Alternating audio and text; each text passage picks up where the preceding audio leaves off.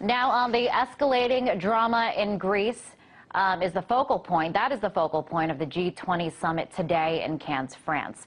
European leaders talking about getting the country off the euro as an attempt to rescue the currency. The possibility of a looming Greek default hangs over the world's 20 most powerful leaders. Fears that a crisis in Greece will have a ripple effect on the global economy, sending countries spiraling into recession.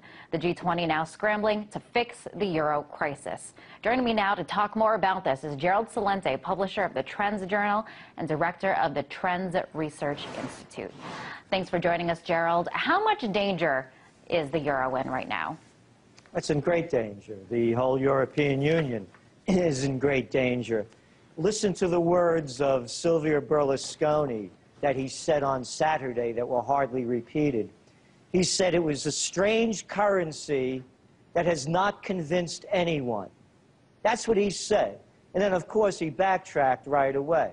And all you have to do, Liz, is look what's going on over there in France as the G20 meet. If you want to see the levels of disconnect, all you have to do is look at the gala that they're throwing.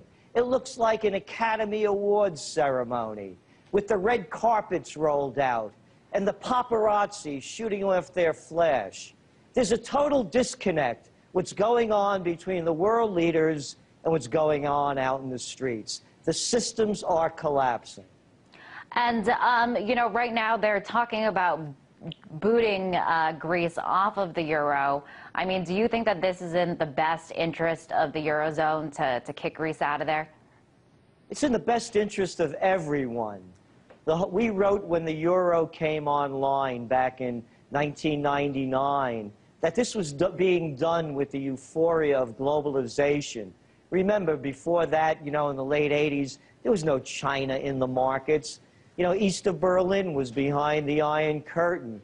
So there was this whole euphoria about a European Union. And it was also something that looked upon by the older generations as a way to stop future wars. But in reality, all it was a scheme for the bankers to be able to do big deals easier. And again, that's all these austerity measures are about. It's paying off the banks of the Belgium, the Dutch, the French, and the Germans that have made bad bets. But let's talk about the consequences of if Greece does default. There is this fear that it's going to set off this global recession. What would be the consequences if Greece does default? It's bigger than Greece, and that's what you see. They're using Greece as the excuse for the whole failure. It's one of the smallest countries in the EMU. It's peanuts compared to Italy, which is in much greater danger, with a much worse GDP to debt ratio. And then you have Ireland, and you have Spain. What are they going to do? Give Greece another couple of $1 billion when they're $500 billion in debt? So, no, it's much worse than that. Look at the problems in the United States. It's a way to focus the problem on Greece when, in fact, the whole economic system is collapsing from printing all of this digital money that's not worth the paper it's not printed on. So whether Greece default on this or not, the crisis is not going to be solved. Well, I mean, the focus now at the G20 is to resolve this conflict. I mean, how important is it for them to come up with a solution? Or, I mean, it seems like you think it's not even going to make much of a difference. It's not. They're going to come up with another con game and come up with, look, let's go back, you know, just a week ago, last Thursday. You remember all the euphoria that they came up with a plan to solve this? Merkel and Sarkozy congratulating each other. The markets boomed up 6% on average. By Monday, the game was over. All it is a con. They come up with a new line of baloney on how they're going to save the day. And the great minds are being brought together to solve these problems that they caused. So no, they're not going to solve the problem by printing more money. That's the only solution they have. Look why the U.S. markets went up today. because the news came out, the Federal Reserve was highly disappointed that the economy's not turning around as quickly as they had hoped. So now there's hope for more QE3. So no, they're not going to solve it.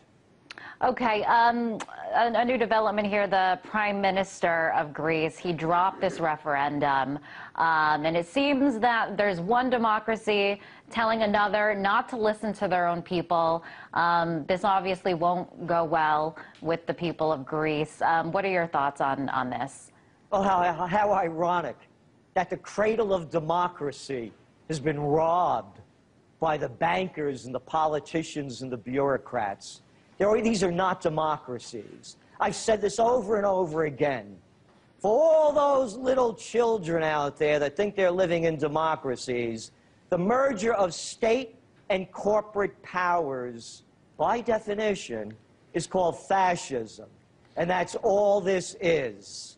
It's fascism, pure and simple. Let's stop this facade of democracy. Okay, Gerald. Well, the G20, it seems like you don't think that they're going to come up with a solution. They don't have the answers. What is the solution now? Oh, the solution is to build domestic markets. This whole big line about globalization and unions has been nothing but a failure. And there's no such thing as, sustainable perpetual growth. It's an inorganic process. But these guys don't want to lose money. Look, when you and I make a bad bet, we have to eat our losses. When the bankers make a bad bet, they come out with this white shoe boy language. They don't want to take a haircut. They have to take their losses. The big lie, Liz, is that we have to save the banks. They don't have to be saved. The banks could fail. We need a contraction, and growth has to become more moderated than the expectant continual growth that they keep wanting to promise. And Gerald, we've been covering the protests that are going on over there in France. It is this anti-globalization protest, and we've been drawing a lot of comparisons between the protests that are going on in France to the Occupy Wall Street protests that are happening here in the U.S. Do you think that people are now finally realizing that, the system is corrupt, or what's your response to the protests that we're seeing kind of in solidarity with the Occupy Wall Street protests that are now arising in France? It's a trend that began a while ago, and we've been writing about it.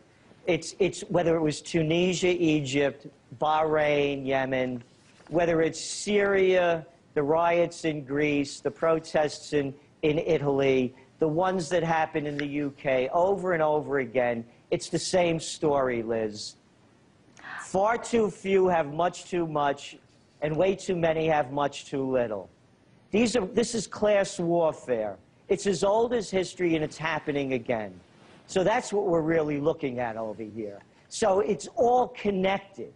This is an off-with-their-heads moment, particularly when you look at what's going on in the G20 with this grandiose gala, as they're telling everybody else, pay more taxes, you're going to lose your pensions and benefits, we're going to raise your retirement age till after you die, and we're going to cut your services. So it's all connected.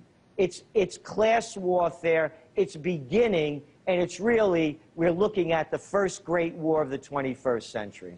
Gerald, thank you so much for your thoughts on this. That was publisher of the Trends Journal and director of the Trends Research Institute, Gerald Celente.